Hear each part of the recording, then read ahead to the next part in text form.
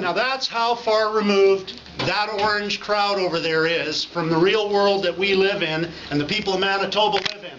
Small business and agriculture is what makes the economy tick. We're going to grow this province, but we can't grow it with people that send you a bill when you take someone off of EI and give them a job. Can we?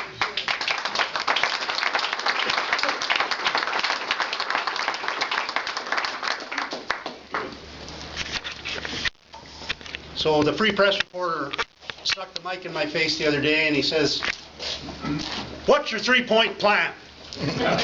I instinctively said, "Win." There's 3 points there. W, work. And all the talking I'm going to do today ain't worth a pinch of nothing unless you go with a membership book and do I. Include your friends, your family, your neighbors, the people in your great circles of influence who care about the future of this province. If you include those people in this party, and I know you will, we will be a better party because we will be a listening party that cares about Manitoba. What's the N? I want to hear you say what the N is. Anybody? No, that's W-I-N, but what's the N? Oh. N? What's an N? N-word. Come on. New. That's Esther's pick. Good call. New, a new face, a new hope, a new, that's good. I might use that. Keep going. Now I like the urgency. We got about 8 weeks to get these people signed up I'm talking about, so make sure you take books when you go today and we'll do that. I got one for you. Not the NDP.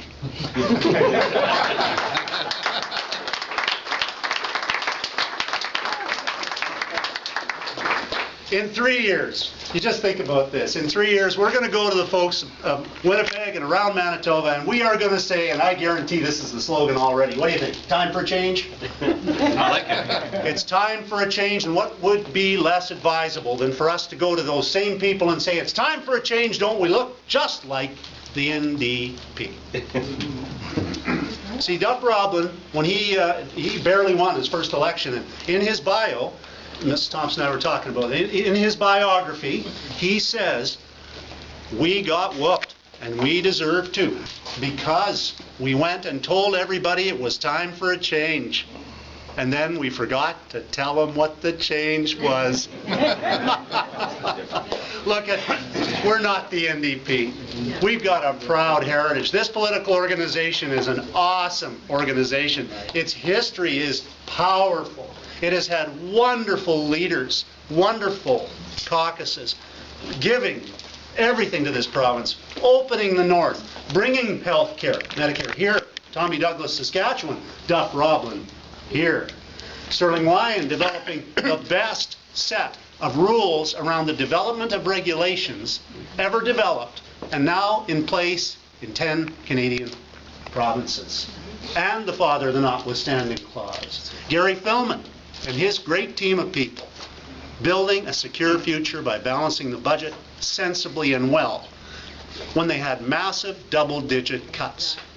Not just a cap of 4%. The NDP is complaining the federal government isn't doing their job, but the NDP doubled the debt. So somebody needs to be accountable for that. So we're not the NDP. The NDP is a political party that has doubled our debt. We don't need 2 of those.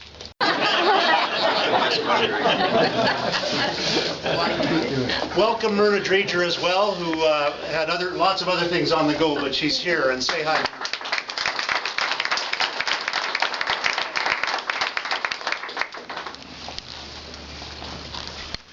How much time do you have? 10, 15 minutes. I want to just say a few things. First of all, I'm deeply honored to have Joy Smith's support. She's a person who's sacrificed much. She spoke about family commitment. She's dealt with illnesses in her family. She's dealt with personal trauma, and she's done it with class and style. And she's never stopped fighting for the people of this province or the women of the world.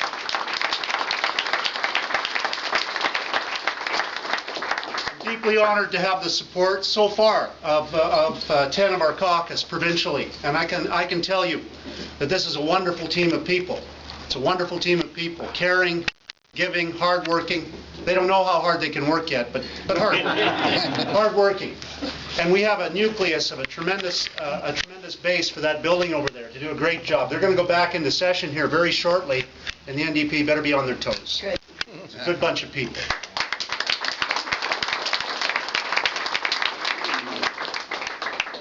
We spoke about family. I must share with you. Some of you wanted me to run and expressed it very clearly 6 years ago, and I want you to know that we debated it very, very much in our home. It was one of the hardest issues we've ever had to grapple with as a family. And I must tell you what happened. I had just been elected to the House of Commons when we had to make the decision. I had been elected, 2-3 weeks before. We returned to Ottawa for the duties that I had there, and we were sitting at breakfast one morning, and Esther said, we had 2 daughters, they're 20 and 15 now, they were 14 and 9 then. And Esther said to Quinn, our older daughter, Fran, you know her, and Quinn, she said, you know, sweetheart, in this process, 14-year-olds are allowed the right to vote. You're going to have your first vote this time. And you will have the chance in this election, if we decide as a family to go back to Manitoba, you will have the chance, sweetheart, to vote for your dad. And Quinn looked across the breakfast table at me and she said, don't count on it.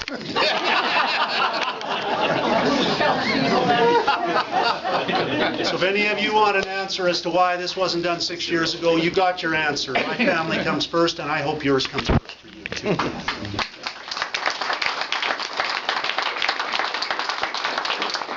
But you should know those young women are on side, and they're here supporting us, and in spirit today, but in every way throughout this campaign. We'll be a family. The night of my first election in 1992, I was honored to win a by-election, had the support of the people of my hometown of Portage la Prairie. My father, farmer, came up just as they announced I'd won, and put his hand on my shoulder, which scared me, because he wasn't a touchy-feely dad. He led with his deeds. He led with as an example. But he put his hand on my shoulder, looked me in the eye, just as they announced I'd won, and he said, son, and he had practiced this on the tractor. Son, if you leave politics with your family and your integrity intact, you'll be a wealthy man for the experience. Well, I'll tell you what, there's my family, and my integrity is doing just fine.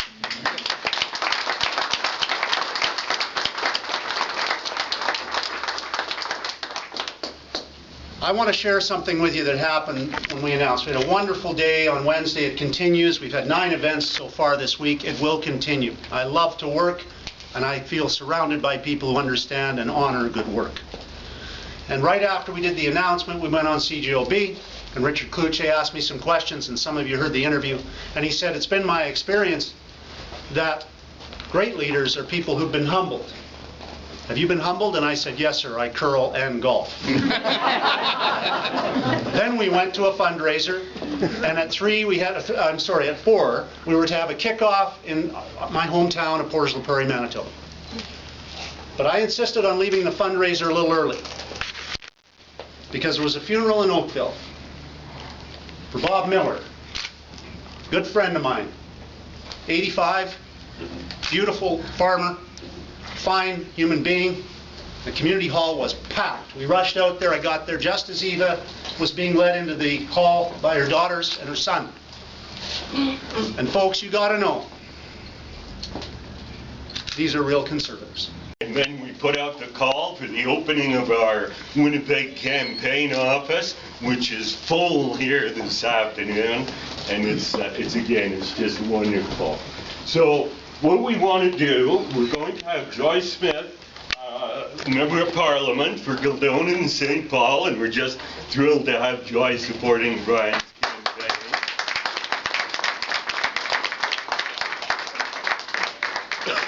And here's Bernard Rieger. They're coming in fast and furious. Endorsements, they're flowing in. Then Brian's going to talk for a few minutes, and then we're going to have Ron Schuler give some closing remarks. So, Joy, without any further ado, I'll hand it to you. Better. What we need is a progressive conservative government in Manitoba.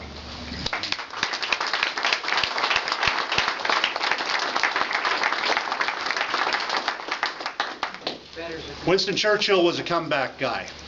Winston Churchill said many wonderful things, but he said, among others, if you wish to know your future, know your history. The best leaders our political party has ever had, has ever seen, are people who succeeded in private life before they entered public life. They are people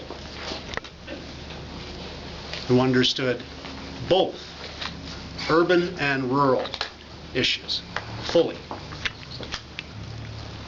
They are people who served in the Legislative Assembly of Manitoba before they ran for leader. Without problem, Walter Weir, Sterling Lyon, and Gary Filman.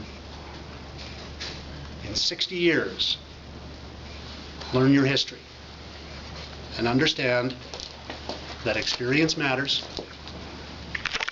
and if we put the collective experience of all of us and the people who want to see a changed, renewed, strengthened province together, that we can and we will aim higher as the next government of Manitoba.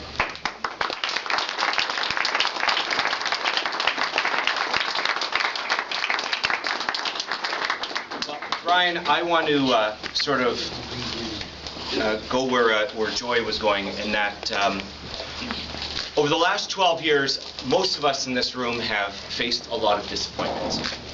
Election after election, we thought this one was ours to win, and in fact, after this last one, it's probably the worst showing we've had in 50 years. So after this last election, you called up and you said, Ron, I'm thinking of running to leader and for leader, and I have to say I was probably very disappointed with the results and maybe a little down, as most of us were. And what really impressed me is you were very understanding, very kind, very classy, and above all, you were very positive. And I said to you, I'm not ready to make a decision yet. You said, that's fine, I'll give you another call. 2-3 weeks later, you called again, and I said, Brian, I'm not quite ready yet. I want to wait for my caucus colleagues to decide. But again, you were very positive, and you listened like what Joy said. We sort of wanted to vent to somebody and explain some of the things we felt had gone wrong. And yes, we should be a conservative party. And yes, we should be other than the other guy. And all those things that frustrates all of us in this room about what has gone on, you were so positive about it. But you said, I'll wait, I'll call you again. Well, about a week ago, you called again. You said, well, Ron, you said you were waiting for the caucus colleagues to decide. Where are you? And we had a really good talk. And Brian said to me, like with any other business, you have to evaluate where you are as a party. Every 4 years, and it should be frank, and sometimes it's going to be tough, and perhaps it's going to be a little harsh, but you've got to do it. That's what you would do in your business, nonprofit organization, sports groups, community organizations, even in churches. You have to do it. And that's what we also have to do as a party. And Brian, in everything you said, you were positive in your approach. And then you said to me, will you support me for leader? And you know what? There was no other choice I had but to say, I am honored to back you for leader. And I would say to anybody in this room who's come out to, kick the tires, see what Brian's all about, I think our party needs somebody like you with your kind of experience in the legislature, federal experience. I like the fact that you've been out for a while, because distance sometimes gives you perspective. And frankly, maybe we need that individual who has the political experience, but is also going to have that perspective, is going to come in and say, you've been doing a lot of things right, but perhaps this is what we should be doing in this instance or that instance. So Brian, I brought my family along. Here's Brigitta and Karina. Brigitta can vote for you. And my son Stefan, I'll buy him a membership as well. And you know what? We as a family want to say that we are backing you. We are going to put our name, what I think is our good name, to your name, because we like what you stand for. We like your message of being positive and strong. I mean, it's, you know, your message at times is tough, and we need that. And to anybody in this room who is making a decision, you know, Joyce Smith and I, who have been political friends for a long time, we don't give our name easily to anybody. Brian, we are prepared to stand with you and to say to anybody in this room, we think Brian will be an outstanding leader, and he is going to be an outstanding next Premier of Manitoba. Thank you for putting your name forward. It's an honor to be here. Appreciate one thing very, very much, and that's authenticity. And I endeavor, although I'm not afraid of an argument, as Joy and Ron will know, Verna too, Esther especially, I am not afraid of an argument when I believe myself to be right, and I will stand for principle. But remember to respect the other person. Be straight with them.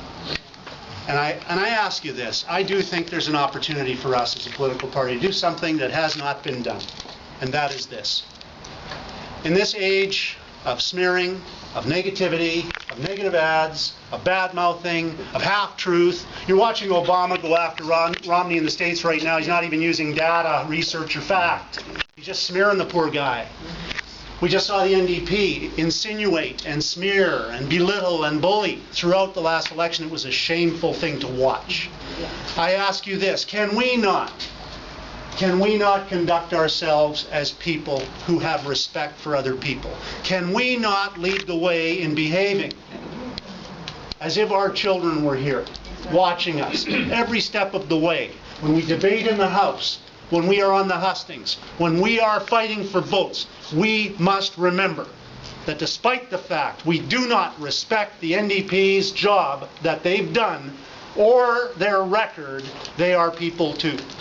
Greg Sellinger has 2 daughters, as do I. I will not denigrate the man, but I will unhesitatingly go after his record on facts, on data, on research. We win that. And I became a union rep. I see some of you starting to leave. Don't hold that. I understand the struggles that people go through when they don't have much. I understand how hard it is to get an education. I went 19 years taking night courses. I understand when I started a business out of my car in 1980, how hard it is to make a small business, a home-based business, grow. Our little business is still in business. It's not a multinational, but we got 9 employees, and we're proud of the services we've offered to people, single moms and working people and retirees, to help them have a better, more secure life. I can relate to people from all walks of life because I've been around. Because I love people. You want to know when I got political? Started that home-based business, renovated a little house, put 2 offices in 2 bedrooms, hired a half-time assistant named Jan, who some of you know, to help me with paperwork. Because red tape I just hate. And Jan came in one morning waving a letter, and she said, "Brian, we got a letter." I said, "Jan, we get dozens. We get a lot of letters. Why this one excites you, I don't know." She said, "It's from the Minister of Finance." Okay. I says, "I'm going to bite. Why are you excited?" She says, "Well, I bet it's a letter of congratulations, because you hired me and I was on unemployment, and now I've got a job and I can support our daughters, you know, my daughters, single mom." And I got excited too. Now, folks, we were young. We were naive. But when I opened that letter and I saw what it was, I got political. What it was